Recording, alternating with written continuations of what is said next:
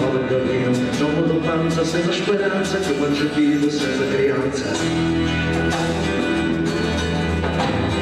Io ci rispondo, caro vicino, casa io storia buona consolino, quando io bevo e curiamo da piazza, se non voglio condirlo non razza. Io non uscito dalla cammina, ciao da subito fino alla mattina, adesso voglio sapere un travaglio. Siamo qui con i Urbanum Bros.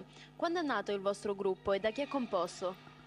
Allora, il nostro gruppo è nato ufficialmente nel settembre del 1999 ed è composto da Andrea Birello alle tastiere, Marco Romano percussione e voce, Enzo Gello alla batteria, Angelo io voce e chitarra acustica, Placido Salamone alle chitarre elettriche e Tullio Farina al basso.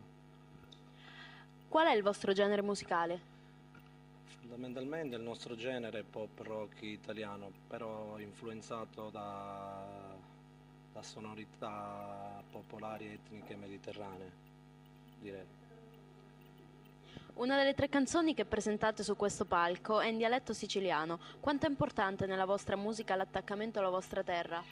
È fondamentale, noi dobbiamo portare avanti la cultura nostra siciliana e ci sembrava giusto portare qui al Musicultura un brano in dialetto siciliano. L'abbiamo fatto, spero che sia stato gradito dalla giuria, perché è incomprensibile, quindi